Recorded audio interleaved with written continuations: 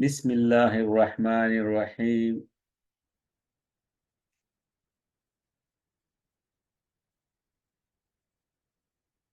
Welcome to Fazal Qadir Khan Islamic Institute, Islamabad, Pakistan.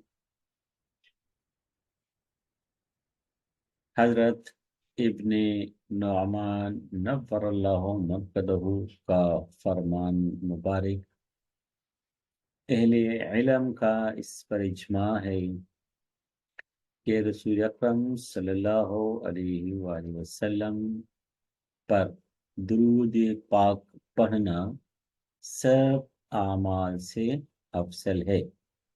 हवाला। बहुत बड़ी बात है ये दुरूद शरीफ की इतनी ज़्यादा फजीलत, अल्लाह पाक हमें ज़्यादा से ज़्यादा दुरूद शरीफ पढ़ने की तौफीक फरमाए। आमीन। अल्लाहुम्मा सल्लि अला Muhammad.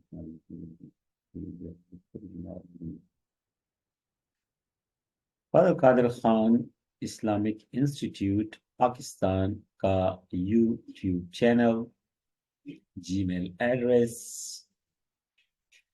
Facebook page and WhatsApp number.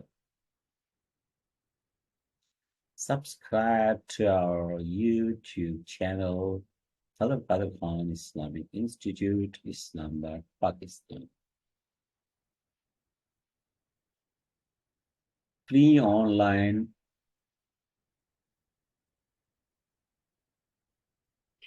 English grammar course for beginners, Batch 2.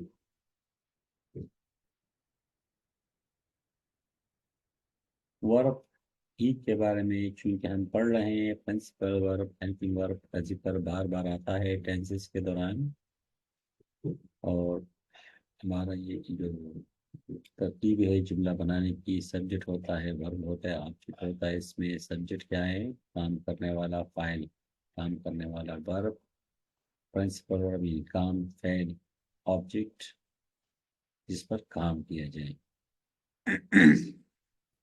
फिर हमारे पास फर्स्ट फॉर्म है, सेकंड फॉर्म है, थर्ड फॉर्म है। चूंकि परफेक्ट टेंस है, आज तीसरा टेंस है, तीसरी किस्म है। ठीक है, तीसरी किस्म में तीनों टेंसेस की तीसरी किस्म में थर्ड फॉर्म का इस्तेमाल होता है, इसलिए यहाँ आज सिर्फ थर्ड फॉर्म लिखा हुआ है। Go first form, went second form, gone third form. तो थर्ड फॉर्म का इसमें इस्तेमाल होगा। तमाम जो फोर काइंड्स हैं, चारों किस्में फ्यूचर टेंस की, उसमें दो ही ग्रुप है सब्जेक्ट के एतबार से। जैसे कि दर्ज है ये हैं, सब्जेक्ट के एतबार से हमारे कितने ग्रुप होते हैं? दो ग्रुप होते हैं तमाम चार के चार काइंड में फ्यूचर टेंस में। एक शल हेल्पिंग वर्ब और एक will helping verb. Shall I we के साथ और विल अदर सब्जेक्ट के साथ। एज यूजुअल हम पढ़ रहे हैं इसको। Parts of speech tenses, lesson number 21, tense kind number 11, future perfect tense। जैसे कि नाम से ही जाहिर है कि फ्यूचर आने वाला ज़माना, परफेक्ट मुकम्मल टेंस ज़माना। किसी ऐसे काम का हम इसमें जिक्र करेंगे, सीखेंगे जो फ्यूचर में, आने वाले वक्त में मुकम्मल हो चुका होगा। Tense number 11, second last kinds of tense, future perfect tense. Formula: subject plus shall have, will have, shall have या will have, subject के बाद shall have या will have लगाएंगे। प्रेजेंट इंडेफिनिट में आपने सब्जेक्ट के बाद have लगाया और has लगाया। ठीक है, उसमें has और have हैं, इसमें वही have है लेकिन shall और will है। तो सब्जेक्ट शल हैव या विल हैव लगाना है, plus third form of verb लगाना है, प्रिंसिपल वर्ब और प्लस ऑब्जेक्ट लगाना है। तो शल हैव कहाँ आएगा, विल हैव कहाँ आएगा? आई और वी अगर सब्जेक्ट हो सब्जेक्ट अगर आई और वी हो तो शैल हैव लगेगा। सब्जेक्ट अगर अदर्स हो, आई और वी के अलावा, दो के अलावा बाकी कोई भी हो, तो विल हैव का इस्तेमाल होगा। इन जुमलों के आखिर में चुका हो दूंगा, चुका होगा, चुकी होगी, चुके होंगे वगैरह।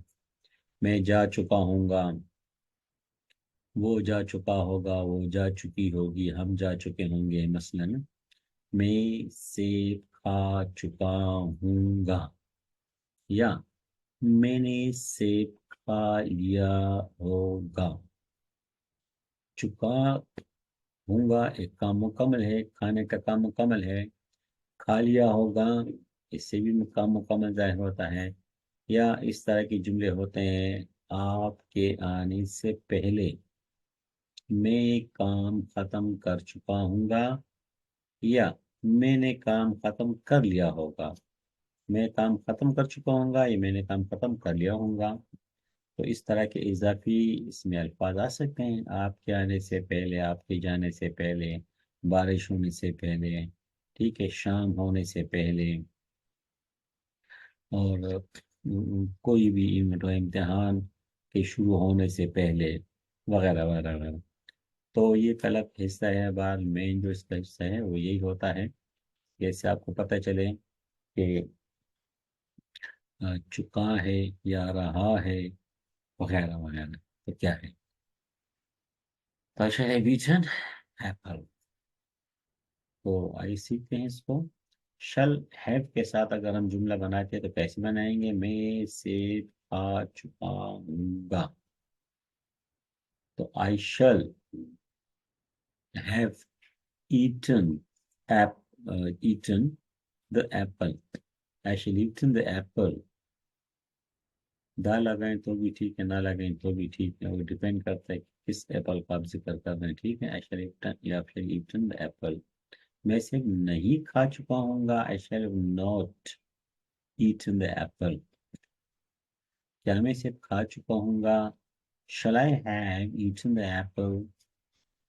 तो यहाँ सीखने की बात यह है कि परफेक्ट टेंस में, और जो टेंस हम कल पढ़ेंगे इंशाल्लाह जिंदगी परफेक्ट कंटिन्यूस में, जुमला थोड़ा लंबा हो जाता है।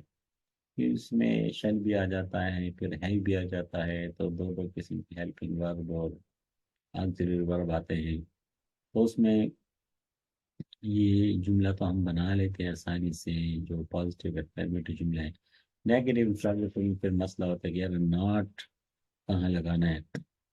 आई शल, यहाँ है आई शल हैव, क्योंकि जोर हम इस पर देते हैं कि हमने हैव और शैल हैव लगाना है, विल हैव लगाना है। तो आई शैल हैव और आई विल हैव, इसको हम सीखते हैं। तो आई शैल हैव और नॉट, तो आई शैल हैव नॉट ईटन। ठीक है, नॉट ईटन। अब नॉट किधर लगेगा या इधर लगेगा? फिर इसमें शल आई हैव ईटन, इसमें क्या लगेगा? शल हैव। ठीक है, आई शल हैव और शल आई हैव या शल हैव आई, तो ये फिर आई इधर लगेगा या इधर लगेगा, कहाँ लगेगा? तो इस तरह की कंफ्यूजन जो हैं आ जाती है सामने। तो सिंपल सा तरीका है, इंडिफिनिट में जिस तरह हमने पहली किस्म में जैसे पढ़ा था, बस वही फार्मूला है। कंफ्यूज हो जाए तो फौरन आप इंडिफिनिट की तरफ जाएं। ठीक है ना, इंडिफिनिट की तरफ जाएं। जो पहला आपका टेंस है उसमें था आई शल नॉट, शल आई, ये वाइट में आपको सारा इंडिफिनिट नजर आएगा। फिर यहाँ हैव से जो है फिर ये परफेक्ट हो जाता है। तो उसको आप जहन में लाएं। ठीक है, इंडेफिनिट को बात आसान हो जाएगी कि नॉट कहाँ लगेगा और नेगेटिव इंट्रोगेटिव कैसे बनेगा। इस तरीके से विल हैव, वो सिर्फ खा चुके होंगे, वो सिर्फ नहीं खा चुके होंगे, क्या वो सिर्फ खा चुके होंगे? तो they will have eaten apple, they will not have eaten apple, will they have eaten apple. तो जब हम विल को बाहर निकालते, they will say will they करते हैं तो टी अंदर आएगा, डब्ल्यू बाहर जाएगा तो डब्ल्यू कैपिटल हो जाएगा और टी स्मॉल हो जाएगा। टी स्मॉल हो जाएगा, इसका ज़रा ख्याल रखना है। और आखिर में क्वेश्चन मार्क लगाना है, चाहे उर्दू हो चाहे इंग्लिश का जुमला हो। कैपिटल स्मॉल का ख्याल रखना है। यहाँ हम कैपिटल स्मॉल इसलिए कि ये आई चाहे इधर हो चाहे इधर हो चाहे इधर हो चाहे इधर हो, जहाँ भी हो, आई से जब मुराद मैं हूँ तो ये हमेशा के लिए कैपिटल ही रहता है, तो इसका इशू नहीं है। आई के अलावा वी, दे, शी, ही जो भी है उसका फिर ये फार्मूला है कि जब वो बाहर होगा ही या शी तो उसका पहला हरफ कैपिटल होगा, जब ये अंदर जाएगा तो फिर इसमें उसका पहला हरफ स्मॉल हो जाएगा और जो लफ्ज बाहर आएगा तो उसका पहला हरफ कैपिटल होगा। तो वाइट में आप देखिए दे विल नॉट और विल दे, ये समझ आ गई।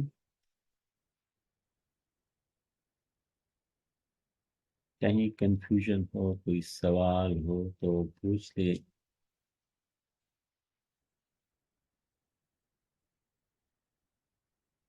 फिर हम आगे बढ़ेंगे।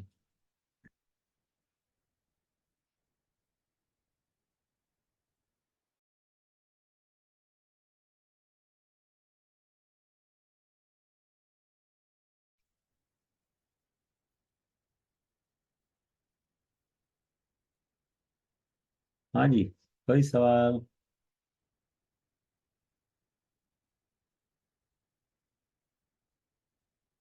क्लियर है सर। बट अच्छा जी, हम देखें, हम इसको थोड़ा सा देखते हैं कि जैसे मैंने कल भी अर्ज किया था, आज फिर मैं अर्ज कर रहा हूँ कि तो हमारा पहला टेंस है, ठीक है।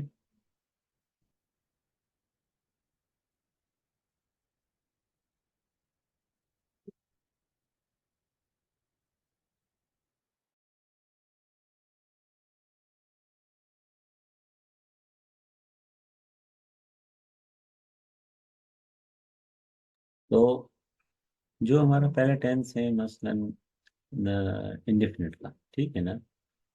तो फ्यूचर इंडेफिनिट को आप देखें, आप प्रैक्टिस पहले समझ लें फिर आसान हो जाएगा कि फ्यूचर इंडेफिनिट हमारे पास क्या था, दे विल ईट एप्पल, ठीक है। फिर कंटिन्यूस दूसरी किस्म थी, तो दे विल उसमें भी था, उसमें भी दे विल, इसमें भी दे विल, सिर्फ बी का इजाफा होगा, ठीक है। और ईट से आई एन जी, बाकी सारे पेट्रोल वाला टेंसेज है और ये वाला सी एन जी वाला टेंसेज है, ठीक है। आई एन जी तो बी, आई एन जी और बी का इजाफा करने से कंटिन्यू हो जाता है। बाकी ईट है और एप्पल है और ये सब वाइट में देखे सब एक जैसे हैं। तो पहली किस्म दूसरी किस्म एक जैसी है। इस तरीके से जो तीसरी किस्म आज हम पढ़ रहे हैं, तो उसको आप देखिए, उसमें भी they will, they will, they will जैसा है। यहाँ भी है, यहाँ हैव है। हेल्पिंग वर्ब इन्हीं इंडेफिनिट में जो है विल ऑक्सिलरी और हेल्पिंग इस्तेमाल होता है, इसमें फिर उस हेल्पिंग के साथ बी और हैव का इजाफा होता है। तो बी आईएनजी के साथ इस्तेमाल होता है। हैव, हैज, हैड, ये हम पढ़ चुके हैं, ठीक है ना। परफेक्ट में हम पढ़ चुके हैं, प्रेजेंट परफेक्ट में हैव और हैज, पास्ट परफेक्ट में हैड, और आज हम पढ़ रहे हैं दोबारा वही हैव। तो पहले जो हम हैव, हैज, हैड पढ़ चुके हैं उसके साथ कौन सा फॉर्म आ रहा था, थर्ड फॉर्म हम इस्तेमाल कर रहे थे। वही थर्ड फॉर्म यहाँ पर भी है। वहाँ हमने अगर हैव और हैज और हैड के साथ थर्ड फॉर्म सीख लिया तो यहाँ फिर सीखने की जरूरत नहीं है, ये ऑलरेडी फिर हम सीखे हुए हैं, यहाँ कंफ्यूजन हमें नहीं होगी। तो अगर आप देखें इंडेफिनिट है, कंटिन्यूस है, परफेक्ट है, दे विल, कोई चेंज है? कोई चेंज नहीं। तो अगर ये हमने सीखा कि विल कहाँ लगेगा और किसके साथ लगेगा, तो यहाँ सीखने की जरूरत नहीं पड़ेगी। ठीक है, यहाँ हमने सिर्फ एक ये सीख लेंगे और आईएनजी सीख लेंगे, बाकी वही चीज रिपीट हो रही। ईट भी इधर है, एप्पल भी इधर है। फिर अगर दोनों की अच्छी प्रैक्टिस होगी तो इसकी हमें फिर सीखने की ज्यादा जरूरत नहीं पड़ेगी, क्योंकि ये 95% जुमला तो इंडेफिनिट वाला ही है। इधर भी है, इधर भी है। सिर्फ हमने क्या कर दिया, हैव कर दिया। और एक जाहिरी सी बात है, ऑब्वियसली हमने हर थर्ड फॉर्म के थर्ड तीसरी जो किस्म है परफेक्ट, ठीक है, तो मैं हमेशा आंखें बंद करके थर्ड फॉर्म लगाते हैं। थर्ड फॉर्म की तो हमारे पास जगह ही तीन है। तीसरी किस्म, तीसरी फॉर्म, परफेक्ट तीसरी किस्म होती है। प्रेजेंट में भी परफेक्ट तीसरी, पास्ट में परफेक्ट तीसरी, और फ्यूचर में परफेक्ट तीसरी किस्म है। तीसरी किस्म, तीसरी फॉर्म। पहली और की पहली हालत, दूसरी हालत, तीसरी हालत, तीसरी किस्म, तीसरी फॉर्म। तो 3 by 3। ठीक है, ये हमने जहन में रखना है। तो ये आप देखें, इसमें सीखने का, ये आपने सीख लिया पहली दफा, तो यहाँ सीखने की कोई चीज है? कुछ भी नहीं। यहाँ सीखने का है? कुछ भी नहीं। ये तो आप ऑलरेडी यहाँ सीख चुके हैं। इसमें इस दे में और इस दे में क्या फर्क है? कोई नया है? कुछ भी नया नहीं। इसमें भी कोई नया तो कुछ भी नहीं है। तो ये चीज नहीं है और आईएनजी नहीं है। ये भी नहीं इसलिए नहीं है कि आईएनजी तो हम शुरू से पढ़ रहे हैं ना कि हर कंटिन्यूस में आईएनजी आएगा, तो ये भी, इसको भी आप माइनस कर लें। ठीक है, सिर्फ बी को आपने सीखना है बस। तो एक पूरे सबक में, पूरी क्लास में सिर्फ बी को सीखना कितना मुश्किल या कितना आसान है, ये अब डिसाइड आपने करना है। 100% मुश्किल उसके लिए है जिसने आज इस पर मेहनत करनी कि दे क्या है और दे के साथ विल लगेगा या शल लगेगा। उसने पिछली जितनी किस्में सीख ली उस पर कोई मेहनत नहीं की, तो ये 100% सारी चीजों को सीखेगा। 100%। जिसने शुरू से मेहनत की है, गौर किया है, जुमले बनाए, असाइनमेंट लिखी है, खुद काम किया है, मेहनत की है, उसको आज के दिन में इसमें सीखने के लिए कुछ भी नहीं है। बी को सीखना है, एक लफ्ज सीखना, तो किसी छोटे बच्चे को आप सिखा दें, छोटी सी क्लास वाले बच्चे को कि बी लगाना है, वो भी आपको वो सीख के दिखा देगा। इसी तरीके से यहाँ तक आपने अच्छी मेहनत की है, तो इसमें भी, इसमें तो सीखने का कुछ है ही नहीं ना, इसमें तो फिर भी बी है। इसमें तो सीखने का कुछ भी नहीं है, क्योंकि दे के साथ विल लगेगा, ये तो आप यहाँ सीख चुके हैं, बात खत्म हो गई। हैव आप प्रेजेंट परफेक्ट में सीख चुके हैं। ठीक है, तो ईटन थर्ड फॉर्म आप प्रेजेंट परफेक्ट में सीख चुके हैं। एप्पल तो वही, एप्पल तो खत्म नहीं होंगे इंशाल्लाह, कल ये खत्म हो जाएगा, इसका आखिरी के टुकड़ा है। ठीक है ना, ये कल खत्म होगा, तो ये एप्पल तो मुसलसल चल रहा है। तो इसमें तो सीखने का कुछ भी नहीं है। थर्ड फॉर्म है, ये हम पहले सीख चुके हैं। ये हैव है, ये परफेक्ट में भी हैव आता है, इसमें भी आता है। ठीक है, विल अगर नया है तो इसलिए नया नहीं है कि ये तो हम कल भी सीख चुके हैं, परसों भी सीख चुके हैं। तो आज तो कुछ सीखने का था ही नहीं। आज तो क्लास मेरे ख्याल में होनी ही नहीं चाहिए थी, बस आपको मैं कह था कि वही चीजें आप रिपीट कर लें, क्लास कल होगी। लेकिन बात ना कुछ एक है, तरतीब है कि हर चीज हमारे सामने आ जाए। तो टेंसेस को अगर आप इस तरतीब से सीखें, हम और आप, तो इंशाल्लाह बहुत आसान है। ये नक्शा आपके सामने है ना। ठीक है, ये नक्शा आपके साथ, इसमें आप देखें ना, सीखने का क्या है। मसलन आज की आप मिसाल मैंने दे दी, आज सीखने का क्या था? कुछ भी नहीं था। नए इसमें मुझे अब कुछ नई चीज दिखा दे, मैं मान लूंगा। इस टी से लेकर इस फुल स्टॉप तक इसमें क्या नया है? ना ये नया है, ना ये नया है, ना ये है, ना ये है, ना ये है। तो इस तरतीब से अगर आप मेहनत इस पर मेहनत करेंगे ये आसान होगा, इस पर मेहनत करेंगे दोनों पर ये आसान होगा, फिर तो इसमें सीखने का कुछ भी नहीं है। और रात गई बात गई, मेहनत नहीं की, फौरी नहीं की, तो फिर आज आप यहाँ से लेकर यहाँ तक सब कुछ सीखेंगे। फिर आप इसमें से भी सीखेंगे कि अच्छा अभी मैं नाट किधर लगाऊं, इसका मैं इंट्रोगेटिव कैसे बनाऊं, वगैरह वगैरह। अच्छा जी। अब दूसरी मिसाल हमारे सामने ये है कि जैसे फ्यूचर इंडेफिनिट है और फ्यूचर परफेक्ट है। तो फ्यूचर इंडेफिनिट में जैसे हम कहते हैं कि दे विल ईट एप्पल, और परफेक्ट में हम क्या कहते हैं, they will have eaten apple. फिर नेगेटिव्स का हम कैसे बनाते हैं इंडेफिनिट में, दे विल नॉट, ठीक है, दे विल नॉट। और परफेक्ट, फ्यूचर परफेक्ट में they will not have eaten apple. और फ्यूचर इंडेफिनिट में हमने क्या सीखा था, विल दे ईट एप्पल। और आज हमने क्या सीखा, will they have eaten apple. तो अगर आप देखें ना, यहाँ से ये जो लकीर के इस तरफ बिल्कुल सेम, दे दे विल जो पॉजिटिव सेंटेंस है, अफर्मेटिव है, they will not, they will not, will they, इसमें कुछ नई चीज तो है नहीं। लकीर किस तरफ, अगर इंडेफिनिट में फर्स्ट फॉर्म है तो परफेक्ट में ऑब्वियसली जाहिर बात है और हैज का इस्तेमाल होता है, पहले भी हुआ था, ठीक है। और इसमें शल हैव और विल हैव का फर्क है। शल और विल कहाँ लगता है ये भी हम बस सीख रहे हैं काफी दिनों से, उसमें भी कोई नया नया कुछ नहीं है। तो यहाँ दे विल ईट एप्पल और हैव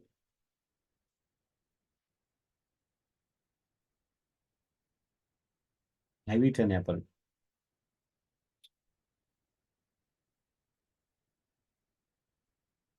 इस तरीके से नेगेटिव जो इंडेफिनिट क्या है, दे विल नॉट, वहां पर आपने सही तरीके से इसको सीखा है ना कि दे विल नॉट लगेगा। तो आज भी आप दे विल नॉट लगाएं बस। उसमें ईट था, इसमें हैव ईटन है, बस। सेब तो वही पुराना सेब चल रहा है, इंशाल्लाह खराब नहीं होगा, ताज़ा तरीन है फिलहाल। इस तरीके से इंट्रोगेटिव में विल दे, इसमें भी आज भी विल दे। उसमें ईट था, इसमें हैबिटन है। हैबिटन कहाँ से आएगा, इधर से आएगा, इधर कहाँ से आएगा, इधर से आएगा। यहाँ सीख लिया तो यहाँ भी आसान है, यहाँ भी आसान है। तो एक चीज पर मेहनत करेंगे, जो पहला हमारा सबक है उस पर हम मेहनत करेंगे, गौर करेंगे, तो दूसरा सबक हमारे लिए आसान होगा, ठीक है ना। दूसरा सबक हमारे लिए आसान होगा। पहले दूसरे पे मेहनत करेंगे तो तीसरा आसान होगा, पहले दूसरे तीसरे पर मेहनत करेंगे तो चौथा आसान होगा। और पहले पर सही मेहनत करेंगे तो दूसरी तीसरी चौथे पर मेहनत की ज्यादा जरूरत नहीं पड़ेगी, क्योंकि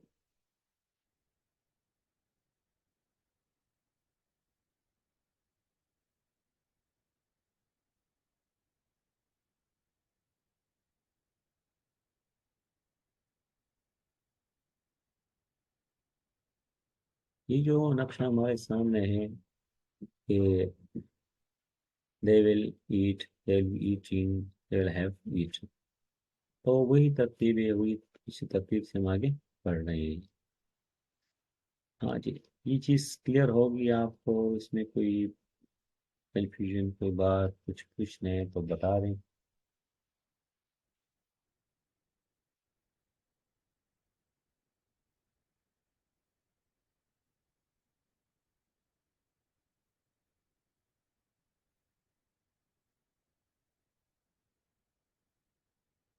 ठीक है, क्लियर है। Yes, sir. अच्छा, ठीक है, वेरी गुड। बाकी ये वही स्लाइड है। आज क्लास में कोई नया बंदा हो तो फिर हम इसको एक्सप्लेन कर देंगे दोबारा। नया बंदा तो कोई नजर नहीं आ रहा, ठीक है। सारे अम, सारे के सारे अपनी बंदे माशाल्लाह। तो anyhow, I will, I or we के साथ हम शल लगाते हैं, और कभी कभी आई ओ वी के साथ शल की जगह विल कर देते हैं, इसको उल्टा कर देते हैं, ठीक है ना। यानी शल क्या हो जाता है, विल की जगह आ जाता है, विल कहाँ जाता है, शल की जगह चला जाता है। कैसे? यस। तो क्या होगा, उसका मतलब है कि मैं जरूर, आई विल, आई शल की जगह आई विल, तो मतलब मैं जरूर आऊंगा। और यू विल की जगह शल आ जाए तो मतलब है कि यू विल होना चाहिए इस तरह। यू शल हो गया तो इसका मतलब मैं जरूर आऊंगा। तो जरूर के माने के लिए आप शल की जगह विल लगाएं, विल की जगह शल लगाएं। लेकिन ये स्पीकिंग में आप इस्तेमाल करेंगे, और जो इम्तिहानात हैं, जो स्टूडेंट्स हैं, उनके लिए ये स्लाइड सिर्फ जनरल नॉलेज के तौर पर हैं। और बाकी जो इस स्लाइड से पहले यहाँ तक जो आपने सीखा, इसी पर आपने अमल करना है। स्टूडेंट इस पर अमल नहीं करेंगे कि ये शेल की जगह विल लगा दिया। वो पेपर में अगर आप चीज करते हैं तो पेपर चेक करने वालों को क्या पता कि आपने जरूर जाना है कि नहीं जाना। तो वो इसको जो है ना गलत कर देंगे, मार्क्स आपके काट लेंगे। तो पेपर वगैरह नहीं है, असाइनमेंट है या कोई चीज़ है, तो उसमें तो ऑब्वियसली चीज़ क्लियर होती है, तो फिर मसला नहीं है। फिर लैंग्वेज में जो शॉर्ट फॉर्म इस्तेमाल करते हैं इंग्लिश लैंग्वेज में बोलते वक्त, उसमें शल और विल का फिर लफ्ज़ ही ख़त्म हो जाता है। शल या विल जो भी हो, तो आओ, ठीक है। अब ये आई शल है या आई विल है, इसका पता नहीं चलता। अल कम, मैं पीर के दिन, अल कम ऑन मंडे, मैं पीर के दिन आऊंगा। अब ये आई शल कम ऑन मंडे है या I will come on Monday है, इसका पता नहीं चलता।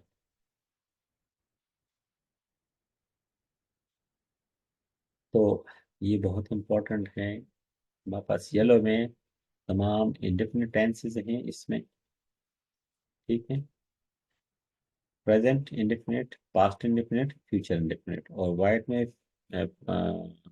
Present continuous, past continuous, future continuous. और ऑरेंज में present perfect, past perfect, future perfect. Sky colour में, येलो ब्लू में present perfect continuous, past perfect continuous, future perfect continuous. तो इस तरीके से इसमें हमारे सामने 12 इसमें है, ठीक है। तीन हमारे पास टेंसेस हैं, ये तीन टेंसेस है, प्रेजेंट, पास्ट, फ्यूचर, ये तीन है। चारों किसमें इंडेफिनिट कंटिन्यूस, परफेक्ट कंटिन्यूस, चार। तीन ज़रब चार, 12 हो गए। देन फिर हम जब इसको एफर्मेटिव नेगेटिव में एक तरतीब से बनाते हैं तीन तीन जुमले, तो 12 ज़रब तीन तो 36 हो गए, 36 किस्में हो गई, 36 जुमले हम बनाते हैं। 12 किस्में हैं, टेंसिस की जो किस्में हैं वो 12 हैं, ठीक है। टेंसिस और सेंटेंसेस हम इसमें 36 किस्म के बना सकते हैं। टेंसिस सेंटेंसेस का फर्क रखना है। ये तरतीब हमें याद होनी चाहिए। I go, I am going, I gone, I been going, I went, I was going, I had gone, I been going, I should go, I should be going, I should have gone. तो ये 11 जुमले एक सांस में आपने सुनाने हैं। कल चूंकि आखिरी हमारा आ, वो होगा, लेसन होगा। आखिरी तो नहीं, उसके बाद एक लेसन बहुत इम्पोर्टेंट है। ये कल नहीं, परसों जो बहुत इम्पोर्टेंट लेसन है, फिर उसके बाद खत्म होगा। लेकिन ये मैं बार बार आपको बता रहा हूँ कि ये जो चीज़ है और ये जो चीज़ है, टेस्ट में जो आपका फाइनल टेस्ट होगा, ये मैं पहले से बता रहा हूँ कि ये हर बंदे ने सुनाने होंगे। ग्रामीण कोर्स में अगर कोई बंदा ये नहीं सुना सकता, एक सांस में 12 जो नाम है काइंड्स के वो नहीं सुना सकता, और एक वर्ब उसको मैं दे दूं कि इस वर्ब के आप 12 जुमले बनाए, वो ना बना सकें, तो उसका टेस्ट क्लियर नहीं होगा, ठीक है। बाकी जो चीज़ें हैं कि टेस्ट में मुख्तलिफ चीज़ें आपसे पूछी जाएंगी। इंडेफिनिट है, उसका नेगेटिव बनाए, कंटिन्यूस बनाए, कंटिन्यूस का इंडेफिनिट बनाए, परफेक्ट का कंटिन्यूस बनाए, कंटिन्यूस का परफेक्ट बनाए, पास्ट का परफेक्ट बनाए, और पास्ट का प्रेजेंट बनाए। वो आम सवालात हैं, आम पेपर में ये चीज़ें आम तरीके से आ जाएंगी आपके टेस्ट में, उसका आप जवाब दे देंगे इधर। लेकिन ये जो चीज़ है ये बहुत इम्पोर्टेंट है, ये अगर आपको नहीं आती, और चाहे बहुत प्यारे प्यारे आप असाइनमेंट बना सकते हैं और आप होमवर्क करते हैं, आप क्या नाम है क्लास में सब कुछ परफॉर्मेंस आपकी चाहिए, लेकिन दो चीज़ें आपके पास अगर ये नहीं है तो आपकी कमजोरी रहेगी, फिर टेंस फिर आप भूलेंगे। तो ये चीज़ जो है, लिहाजा मेरी रिक्वेस्ट है इसको लाजमी एक साइंस में सीख लें, ठीक है ना। कल 12 हो जाए तो फिर इंशाल्लाह आगे बढ़ेंगे। हज़रत कादर खान इस्लामिक इंस्टीट्यूट, इस्लामाबाद, पाकिस्तान, साथ में लोग खैर। जी जना, कोई सवाल हो अभी आप लोग पूछ सकते हैं।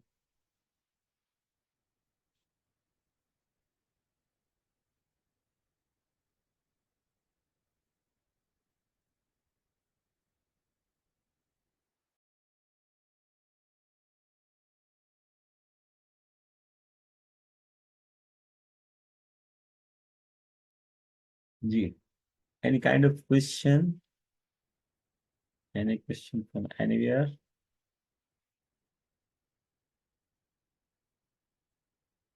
कोई सवाल है तो आप पूछ सकते हैं।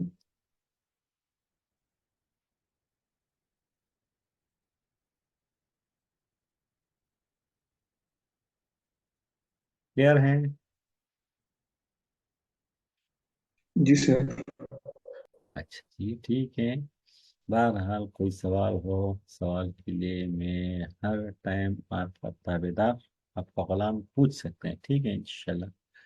तो इजाज़त चाहता हूँ, दुआओं की दरख्वास्त, कल लास्ट काइंड के साथ मिलेंगे, उसके बाद फिर अगला जो हमारी जो आखिरी क्लास होगी परसों इंशाल्लाह, मोस्ट इम्पोर्टेंट क्लास है।